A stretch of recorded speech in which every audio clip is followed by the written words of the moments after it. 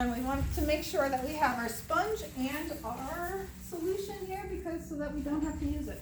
So we want to make sure that we have our eye solution there and our little sponge for our kitty. And would they say no artificial tears? Nope, see, I free will and explain clear. that later. Free and clear.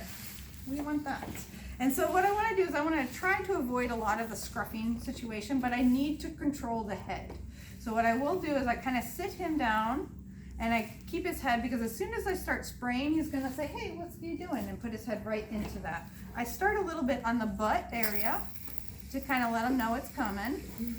And then just sort of paint the kitty. And then I need to get sort of all the areas and kind of pick them up. You know, I'm only using the scruff because I'm seeing that he's okay with it. If he was fighting a lot, I would find a different way to restrain him. Also, an extra set of hands helps.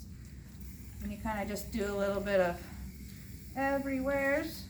And then we want to get a good massage in so that we make sure that we are hitting all of the places, which maybe we need a little underarm action. Get all the tail with the orange ones. It matches them very well.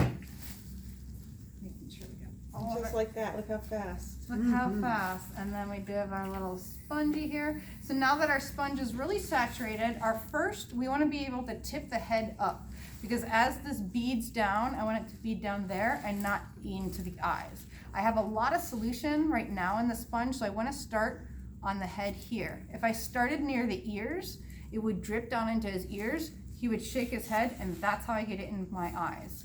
So I want to make sure that when it has a lot of solution on it, that I'm doing these other areas here. If it starts getting dry, well, we just apply more. But then we want to make sure that his head is tipping up so that these droplets are not rolling down. With the edge of the sponge, you can get very close. Sometimes it's good if you have done the Woods lamp exam because you know where the animal's lesions are. I find it good if you haven't done the Woods lamp exam, because then you treat the animal as if the Woods lesions are everywhere. Sometimes if you know, knowledge sometimes is not your friend, because then you don't always do all the spaces as if everything is infected.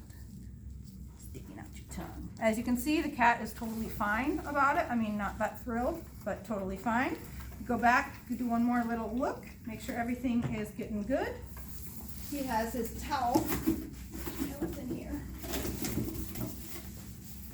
So then the towel is used for any and all the kittens in the box as their sort of wrapping towel. So they need to be saturated with dip, but they don't need to drip dry, especially these kittens that are very small. Their body temperature really goes down. So I need to hit every hair with the dip, but then I can do a little bit of a squeeze dry. Give me a little kiss, then we're sorry. And then they go back and they go to their room to get heat support. And I'll pull the other one. Okay.